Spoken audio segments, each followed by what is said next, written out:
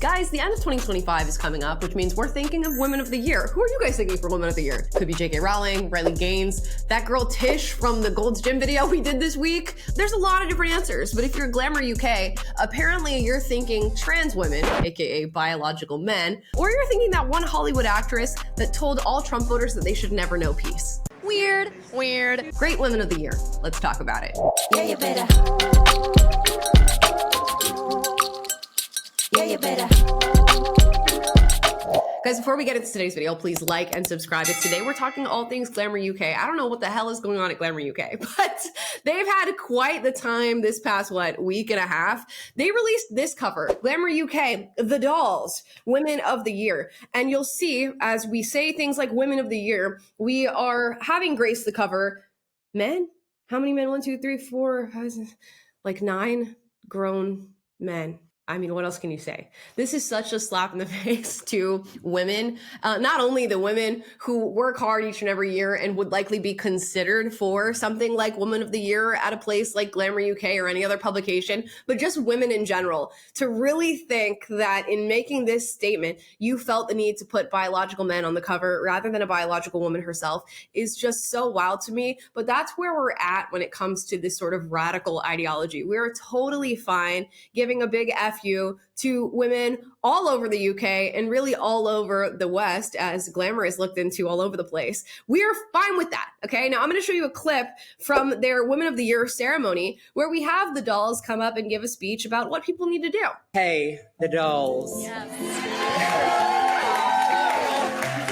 Employ the dolls.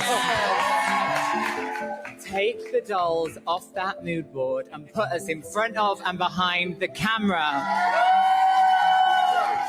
Love the dolls out loud and speak up for the dolls in the face of adversity, whether we're in the room with you or not.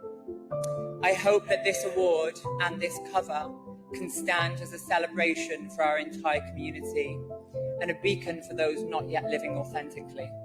It certainly would have been for me as a teenager, obsessing over the magazine rack.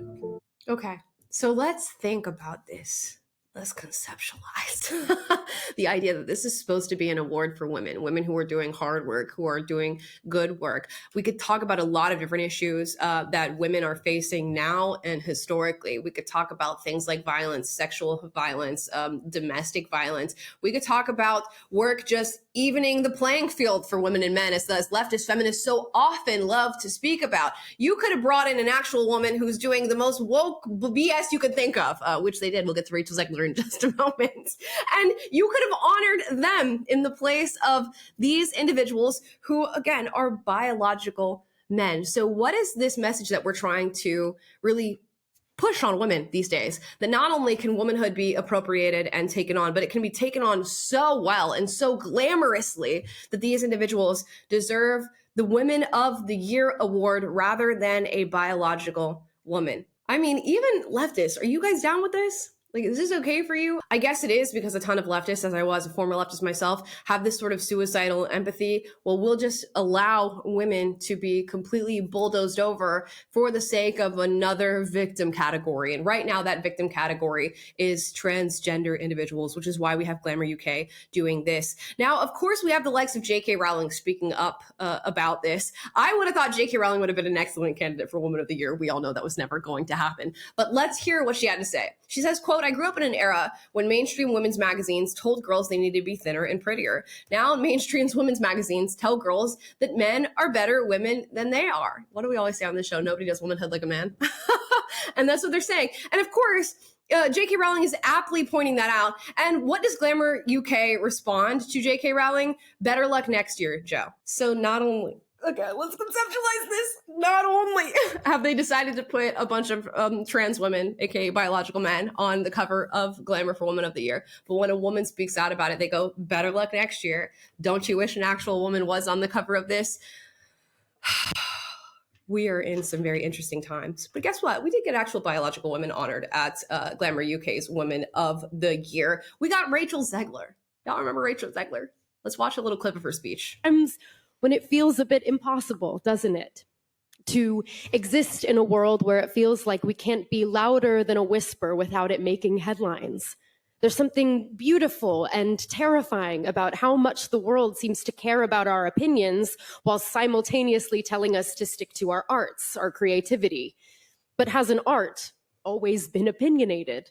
Hasn't it always held perspective, experience? And we know that this new Snow White of 2025 was certainly opinionated, and it certainly held a lot of perspective and experience. There was a lot of communism. There was a lot of like anti-female sentiment, really, if we're being honest about it. And of course, it pushed this modern day feminist narrative that a woman is not meant to be saved by the prince, and it's not 1937. I just mean that it's no longer 1937, and we absolutely wrote a Snow White that is not going to be saved by the prince. She's not going to be saved by the prince, and she's not going to be dreaming about true love. She's dreaming about becoming the leader she knows she can be. Weird. But let's keep watching. Wasn't it always meant to be this way, to shift the worldview? I'm so thankful to Glamour for this honor, as I never thought I'd be considered the women of anything except maybe on the verge of a nervous breakdown. So here's to all of us, and thank you.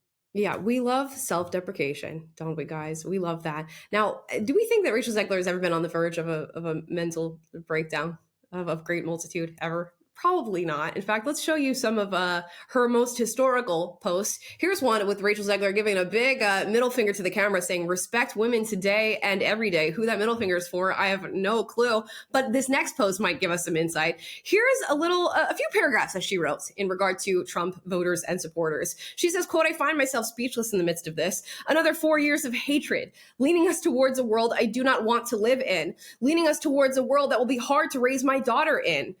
She doesn't have a daughter, but whatever. Okay, we're talking figuratively. We're talking about what could be. She goes forward to say, leaning us towards a world that will force her to have a baby she doesn't want, leaning us towards a world that is fearful. I shouldn't be this shocked, but I am. I am heartbroken for my friends who awoke fear this morning.